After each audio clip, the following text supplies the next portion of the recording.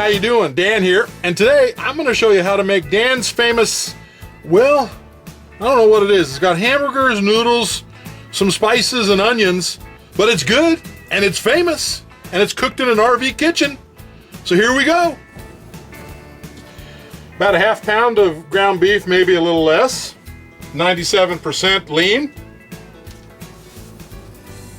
Little bell pepper, red. Little red onion. And some noodles. As you know from previous videos, I have an older stove, so I have to light it each time. Now you have to make sure it lights, because if the gas is on and it doesn't light, you could blow yourself up with gas just running free flow.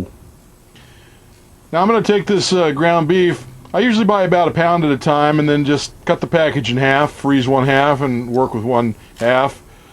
I'll just kind of mix it up there. I usually start my meat first because I like to brown it up and cook it before I add too much of the seasonings. And I'll get some water going in a medium saucepan here for the noodles. Gotta light it again, make sure it gets lit. I'll let that just get to a rolling boil. And I'll just kind of chop up the meat a little bit, get it going. I have cheapo pans, so they rattle around a lot. Sorry about that. We're gonna slice up now some of our veggies. Get them nice and diced up. You know, I don't have to get them perfect. You know, if there's some bigger pieces in there, kind of just adds a little texture to it. Now you got the famous Lowry seasoning salt. Got to add that in there. And I let the meat get a little bit brown before I put it in, and just kind of sprinkle that in there a little bit. And then these pepper grinders, these disposable type. That way you don't have to keep refilling it. They're pretty cheap. And I put a pretty good dose of pepper in there. I like my stuff a little bit on the spicy side. Now here's the secret ingredient, Tabasco sauce. We'll put a healthy dose of that in there.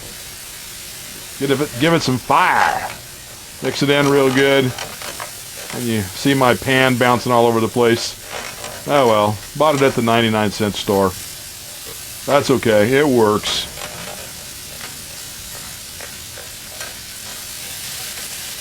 We'll slice up a healthy portion of this red onion.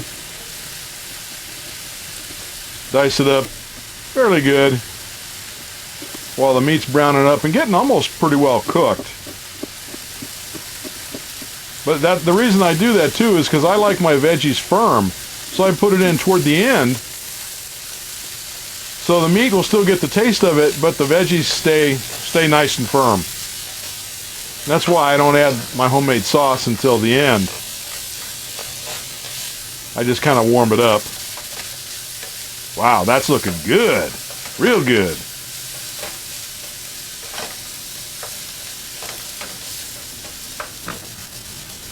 Now we've got a rolling boil going now on this pot here, and I'll put in some noodles. I like these noodles because they're kind of like ears and they catch the sauce. And put a little bit in there.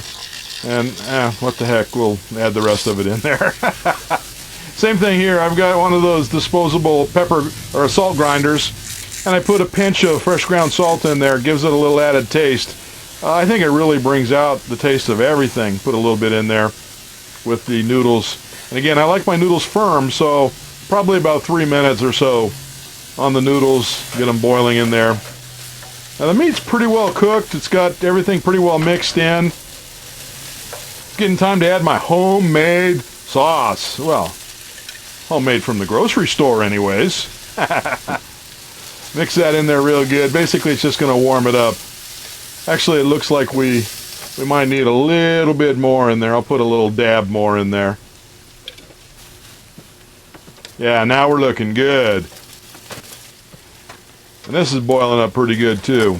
Nice, they're just tender enough. I'll get my combination utensils, mixing bowl and eating bowl. And back to the 98-cent store, 99-cent store. My colander, cheapo, but it works well. Water goes through, food stays in, and I don't burn myself. And that's all you can ask from it. It actually does work pretty well. Get the water out of there and put it into my combo mixing eating bowl. And I'll get out another utility tool, ice cream scooper, and food scooper. Scoop it in there.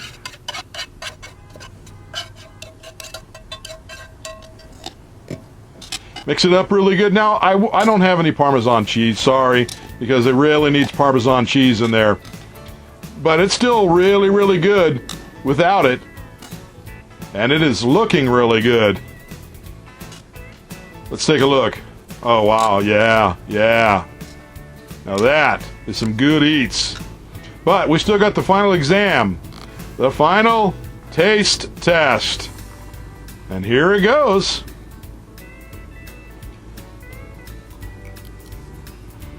Oh, yeah. Now that's some good eats. Good eats, man. Wow. Hey, thanks for watching. You know, if you guys have any questions or comments, just put them down below. Please like and share this video. And if you don't want to miss any videos, go ahead and subscribe. We'll see you later. Thanks a lot.